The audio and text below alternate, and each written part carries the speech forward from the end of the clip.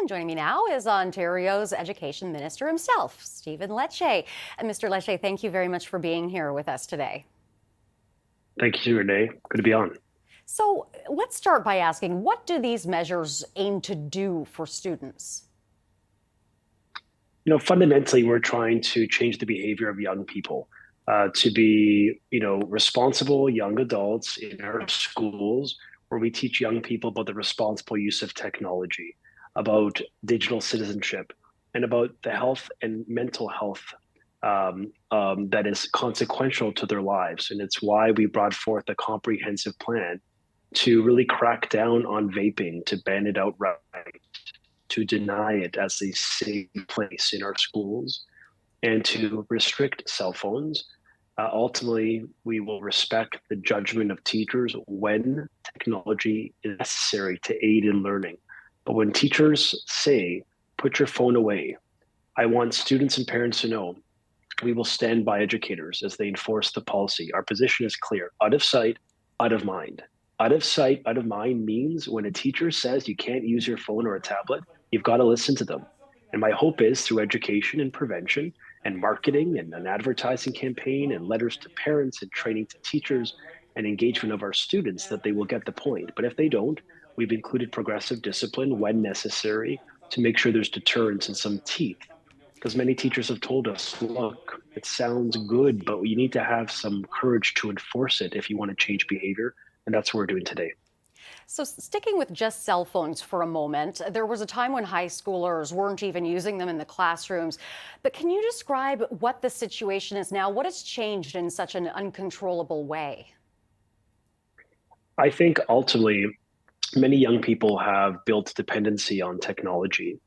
And it worries me, honestly, as a minister, as a Canadian citizen, we have seen just a significant degradation in the human skills of our young people to communicate, to debate civilly, to express emotionally. These are life skills, but they're fundamental skills if you want to succeed in this country. And I worry that we have lost our humanity in our schools, and technology, vaping, cell phones, cyberbullying has become a rite of passage. And so the message ultimately to schools, to Ontario, as the Team Ontario approach we're taking here, working with teachers and students and parents and health experts, is to say, look, we've got to have a responsible use of technology. There's a time, Renee, where technology is actually necessary to learn. So it's not going to be unusual that we're bringing forth a policy that has an element of discretion. When it is permitted, it will be allowed. But when it is not, we expect enforcement and we expect consistency, because ultimately I'm trying to change the culture in schools where we return to some sense of focus on academics and safety and common sense back in the school system. Certainly, cell phones have been around for a while, and these types of distractions, it's not just in the past year or something that this has started.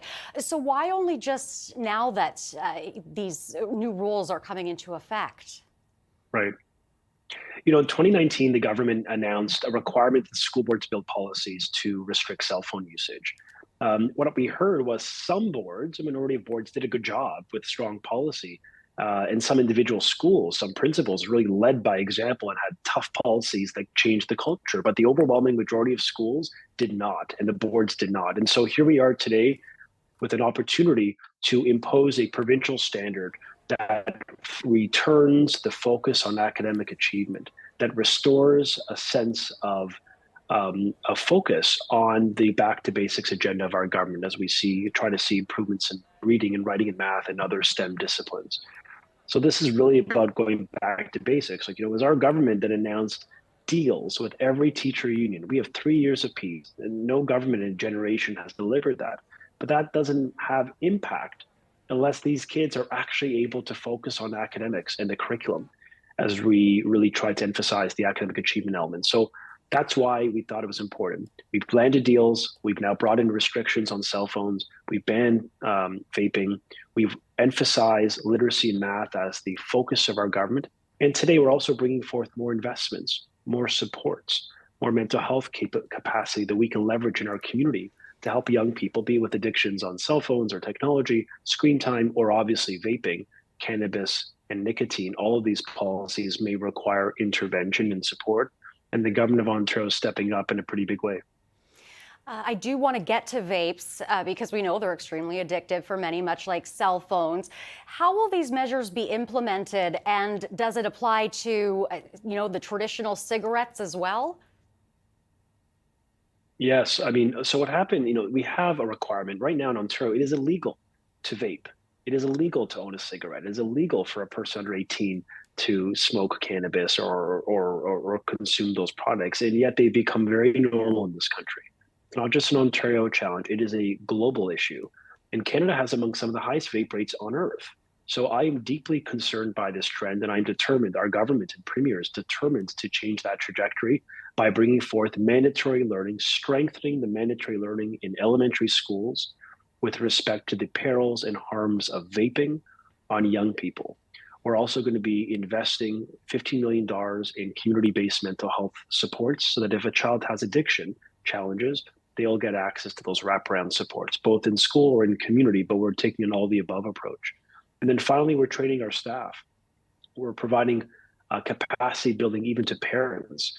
We're going to be funding parent involvement committees. Those are the parent committees in every school, even at the school level. There's 5,000 schools in Ontario. Every one of them will be eligible for funding so that parents could be engaged to build grassroots campaigns, both on cell phones and vaping.